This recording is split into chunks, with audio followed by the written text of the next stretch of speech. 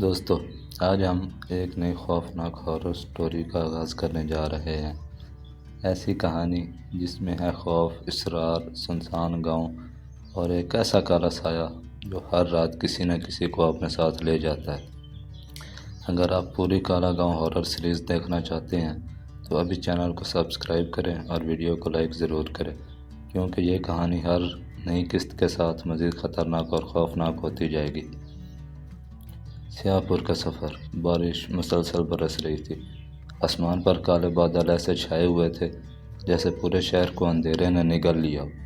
لمبی سنسان سڑک پر ایک پرانی بس ہچکولے کھاتی ہوئی آگے بڑھ رہی تھی۔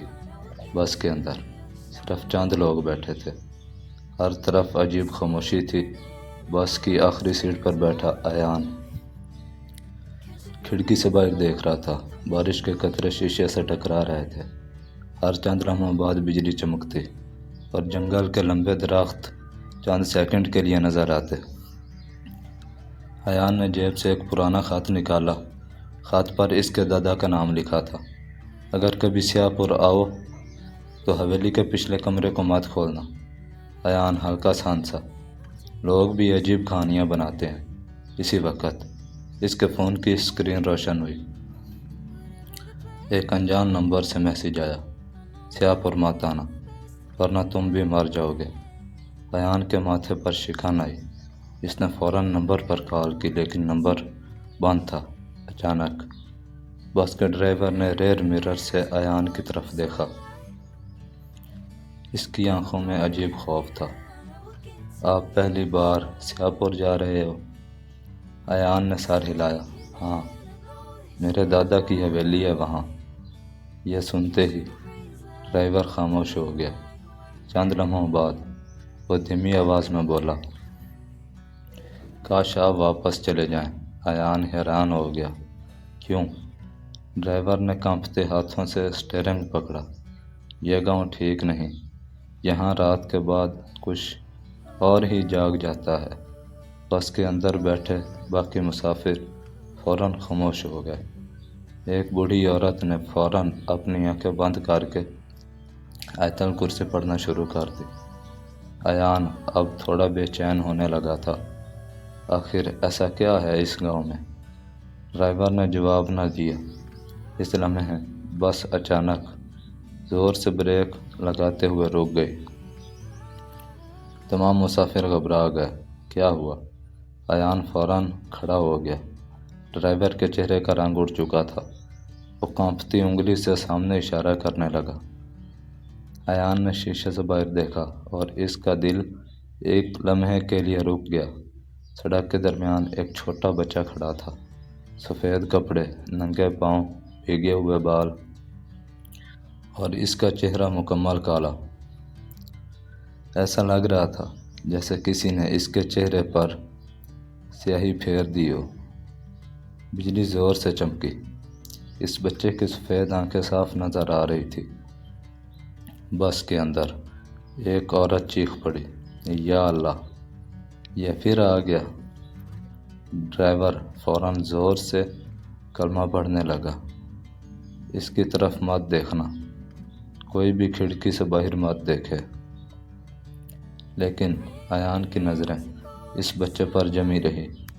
وہ بچہ آہستہ آہستہ مسکرانے لگا۔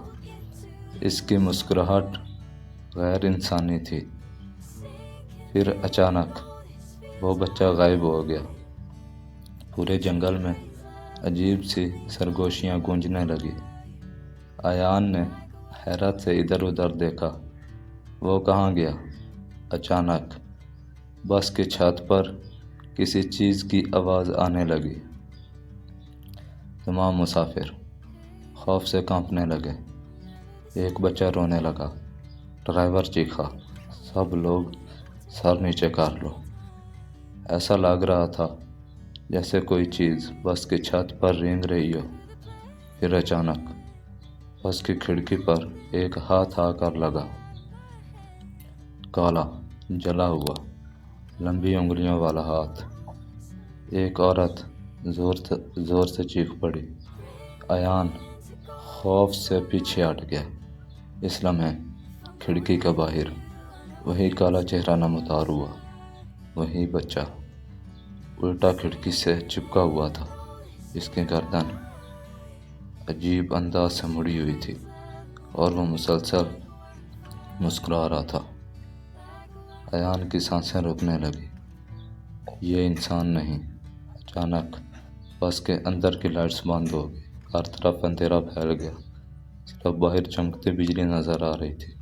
لوگ زور زور سے دعائیں پڑھنے لگے۔ پھر اندھیرے میں کسی بچے کی آواز گونجی، تم واپس کیوں آئے ہو ایان؟ ایان کے جسم میں سرد لہر دوڑ گئی۔ اسے میرا نام کیسے پتا؟ اچانک بس کا دروازہ خود بخود کھل گیا، ٹھنڈی ہوا اندر داخل ہوئی اور اگلے ہی لمحے ایک مسافر چیختے ہوئے باہر کھینچ گیا۔ بچاؤ! اس کی چیخ پورے جنگل میں گونج گئی۔ تمام لوگ خوف سے پاگل ہونے لگے۔ ڈرائیور فوراً بس سے باہر نکلا، لیکن باہر مکمل خاموشی تھی۔ وہ آدمی کہیں نظر نہیں آ رہا تھا، صرف کیچڑ میں گھسیٹنے کے نشانات تھے جو سیدھے جنگل کی طرف جا رہے تھے۔ ڈرائیور فوراً واپس آیا۔ ہم یہاں ایک سیکنڈ بھی نہیں رک سکتے۔ اس نے فوراً بس سٹارٹ کی۔ بس تیزی سے سڑک پر دوڑنے لگی۔ تقریباً آدھے گھنٹے بعد آخرکار سیاہ پور آ گیا۔ مکمل گاؤں اندھیرے میں ڈوبا ہوا تھا۔ تمام گھروں کے دروازے بند تھے۔ ایسا لگ رہا تھا جیسے یہاں کوئی زندہ ہی نہ ہو۔ بارش اب بھی جاری تھی۔ ایان بس سے نیچے اترا۔ اچانک اسے محسوس ہوا کوئی دور سے اسے دیکھ رہا ہے۔ اس نے پیچھے مڑ کر دیکھا۔ جنگل کے کنارے پر وہی کالا بچہ کھڑا تھا اور اس کے ہاتھ میں ایک پرانی گڑیا تھی۔